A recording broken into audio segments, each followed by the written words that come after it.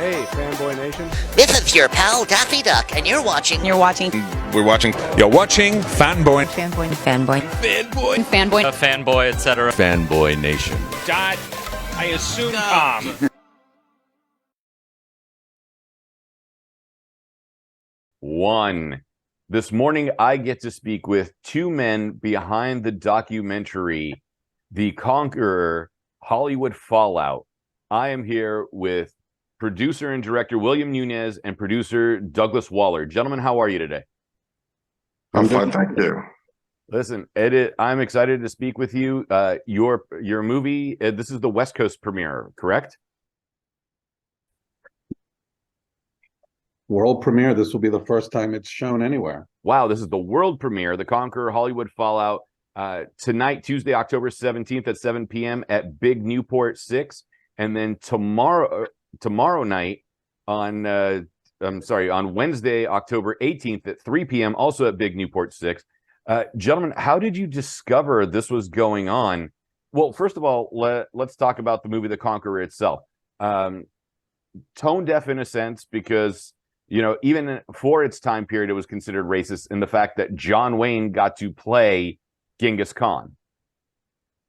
Yes. Well, they were looking at various other actors besides John Wayne. So it was kind of interesting. And they were initially interested in Marlon Brando, who turned the part down to do a movie called Tea House of an August Moon, which was, to be fair, the hot play on Broadway at the time. But he plays a Japanese prisoner of war that the GI soldiers kind of befriend.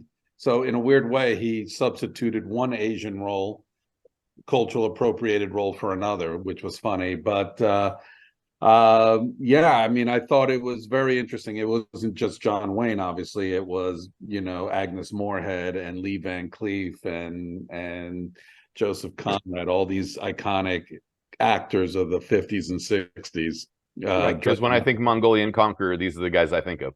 Exactly. Yeah. Ted DeCorsia, who was in The Killing, who was a great kind of bad guy TV actor, and there he is playing, head of the Mongols or something like that. Susan Hayward's father. Right.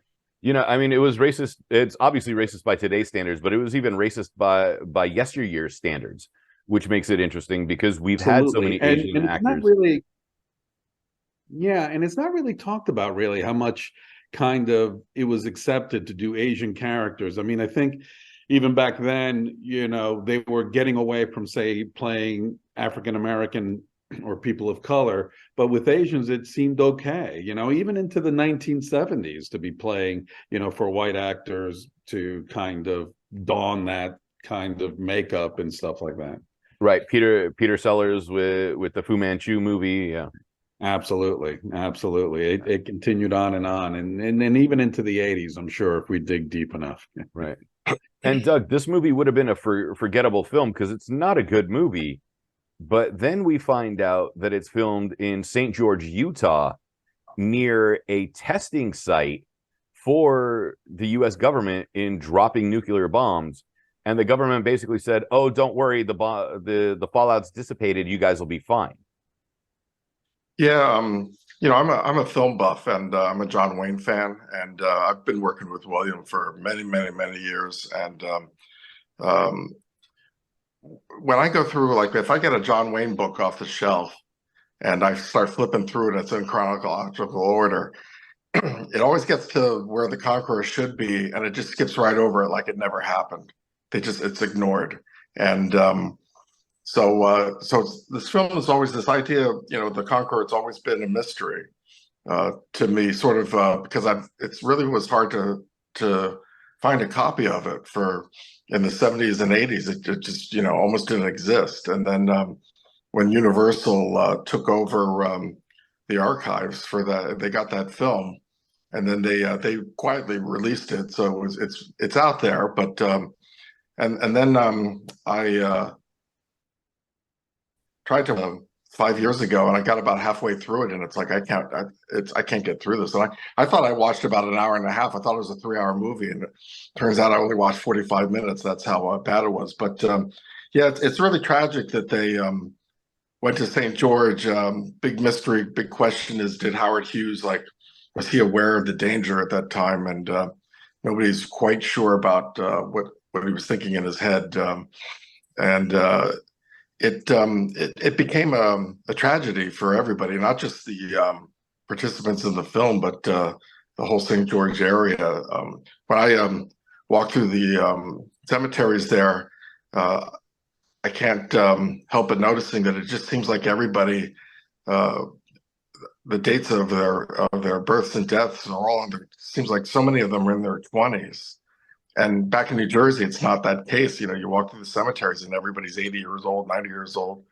And it just, it's very tragic. And I think that the film, The Conqueror, probably brought some a spotlight to what's going on in St. George, and still goes on to this day. It's not a story that ended. It's a continuing story. So essentially, St. George is our Chernobyl. I would say that that's probably true, you know, but people have forgotten about it. People aren't even really aware of it. I ask people, you know, I'm buying something at the grocery store, and I might just ask them, hey, do you know anything about this or that? And the answer is they've never heard of it. They just never even knew it existed, and that, you know, so many nuclear weapons were detonated in the United States. It just people are completely unaware of it. And it's not a story from hundreds of years ago. It's just, you know, it's just a few decades ago.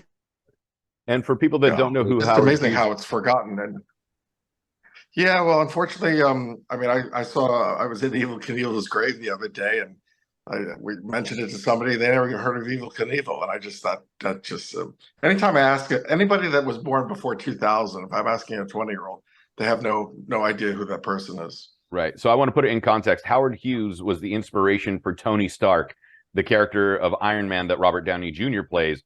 Only Robert Downey Jr.'s version is the early years of Howard Hughes before he contracted, it was either syphilis or gonorrhea or something. And then, you know, he went off the deep end and lost his mind. At this point, with Hughes taking over RKO and making spaghetti westerns and making lower budget B movie films, and remember, this is where the greatest film in cinema history, Citizen Kane, came from, is RKO. You know, how does that play into this? Like, is Hughes sitting there and going, John Wayne, that's it, he's our Mongolian overlord? And then on top of that, go St. George, it looks like Mongolia, supposedly, you know, and not pay attention to any of this. Did he talk to the government knowing that it was a blast site and going, whatever, we'll still film there because we're going to get a tax break? Well, I think, you know, it goes to prove that even the richest and most powerful people can get duped a little bit. I'm certain in my research and in telling the story that he had conversations with the government about, is this safe? And the government assured him it was. So, but the government was just at that point just towing the standard line they would give to Howard Hughes, or they would have given to you and I, or they definitely gave to the citizens of St. George. As when people watch the documentary, they'll see those public service announcements and those propaganda movies they did for the people specifically for St. George, and even pamphlets saying, you're doing your patriotic duty, this is great. And you know, and the people from Utah were, for the most part, you know, and, you know, they were kind of patriotic. They're very conservative, very religious, as we all know, and they weren't one to complain. So I think they took that all into account. I think Howard Hughes, when I was researching and we were putting the movie together, the one thing that interested me, what I was starting to see was, instead of Tony Stark, which is a great comparison, I actually started thinking, well, this guy was the 1950s Elon Musk. If you look at the similarities, right? They both had industries. They both became famous from separate industries, right? Tesla, Spruce Goose, TWA. They dated Hollywood starlets. And then they went into a different field and they proceeded to desecrate both, social media and the movie industry. So in communications, they both went into that. So I thought it very interesting parallel. And I guess for me anyway, I can't speak for Doug, is, the more things change, the more things stay the same, is really what the subtext of the movie is about. And when you learn about this aspect of, because the movie is essentially buried for quite a few decades, I think 2 or 3 decades it was buried. And then to come to find out that half the crew and the staff, and I'm sorry, the crew and the actors pass away from cancer, when did you realize this, and how did you unearth all this information? Well, it started from speaking with Mark Sennett, who was the who actually did a People magazine article after John Wayne died. And it was by pure coincidence that he got that information.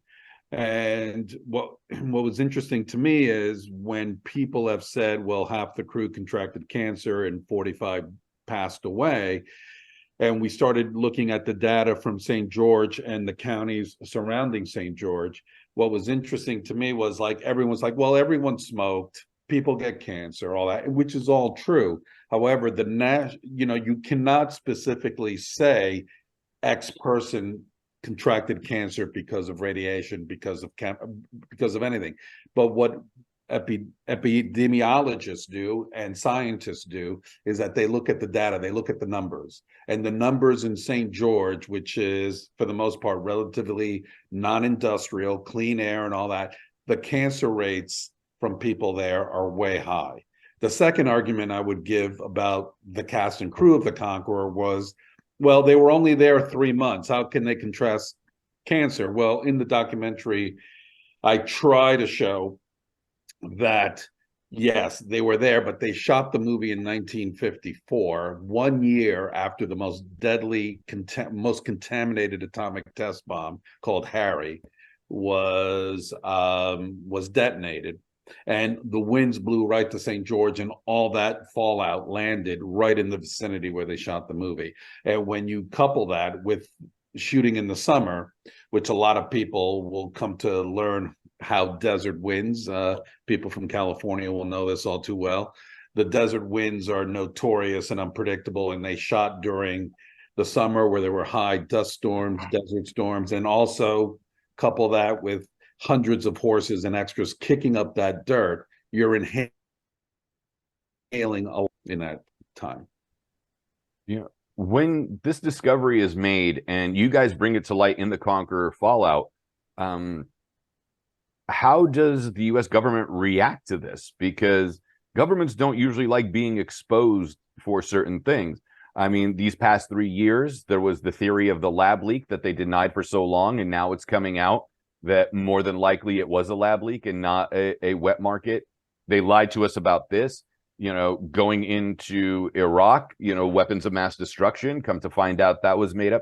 How are we still able to trust our own government, knowing the history of the lies that we've received, and especially for something like this, 60 years later, when it comes to the Conqueror and our own citizens here in Utah? Well, it's tough, right? Because they need to be held to account. So I will quote another government official, right? Well, the ex-president Ronald Reagan, who said of the Soviets, "Trust but verify," and he had a smile on his face when he said it. And I think that holds true for anything, right? Any institution, because they preyed on, we didn't live through those times, right? None of us were alive during those times. So, but my parents were, and Doug's parents were, and there was a different mindset in terms of trusting of government, especially in the 1950s. There was this sense that the Cold War was real.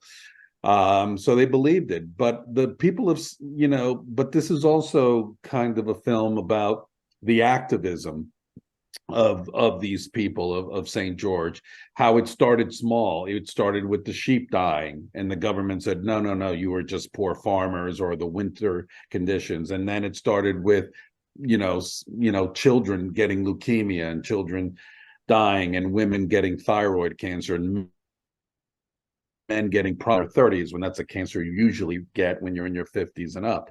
So it was slow, but they were turned down by the courts. So this is kind of a different kind of government activism, or where you usually go to Congress to get your complaints and then the courts grant you relief. This was actually the opposite, where the courts didn't grant them relief and they finally did it through congressional action. So, the thing about the lab leak, all that, I still think that's still too early to see how that will all shake out in terms of trust in government. Will there be lawsuits over that and things like that? That will be interesting to know. But in terms of atomic testing, what we have to realize, and when you asked, was it this or Chernobyl? I would say the whole countries are Chernobyl, because we show that that fallout and radiation spreads. It just didn't stop at St. George. It moves. Even Chernobyl, people in Scotland got high counts of radiation. So it travels, it moves. And what their mistake was is putting it in Nevada, and the winds blew out that way. So when there was atomic tests, people in Buffalo and Chicago, in North Carolina, they all had high incidence of radiation. However, St. George, because of its proximity, got much more. Right. And this was also in the era where the people in the 50s would go and watch them test the nuclear bombs being dropped. It was a big party. Yeah. In Vegas, they would have, they would get out in the middle of the street and watch it, have atomic cocktails and have put their sunglasses on and have a great time. In Utah, they would picnic, bring family out. It was something to do. It was kind of crazy. But it was nothing as crazy as what they did to our military, because those poor guys were literally feet away from those tests, watching. With you guys, exposure.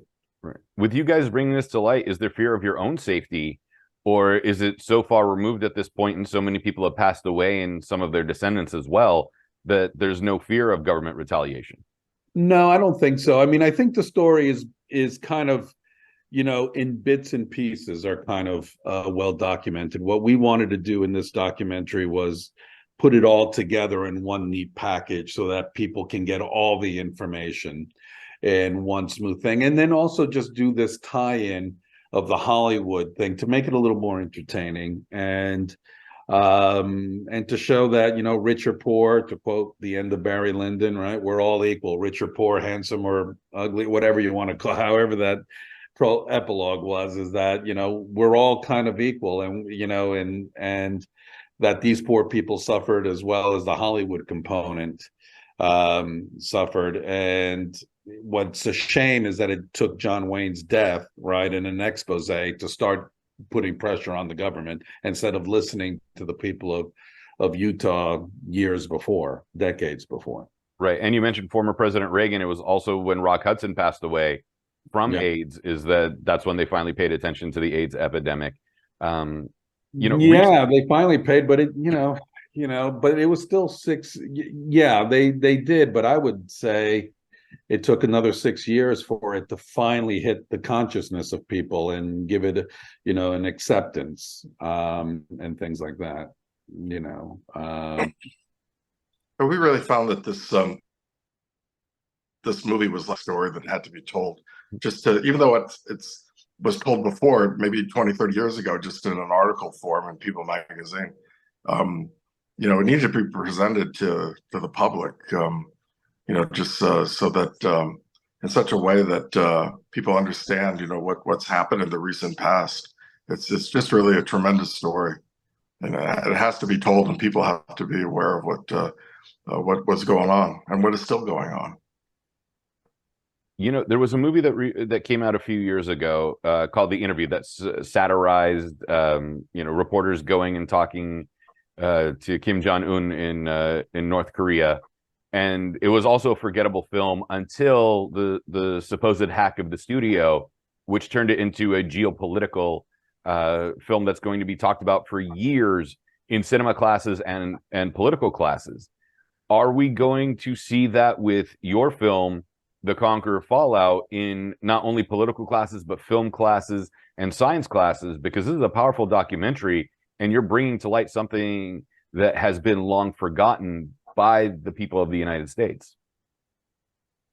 Well, I'd like to think so. I mean, I think the challenge for Doug and myself in making this documentary was how to do two stories, which was the atomic testing program in Nevada and the people of Utah and their story, plus telling the story of this horrible movie that had so many colorful subplots, right? The cultural misappropriations, the bad script, the casting choices, Howard Hughes, Dick Powell, the song and dance actor directing it.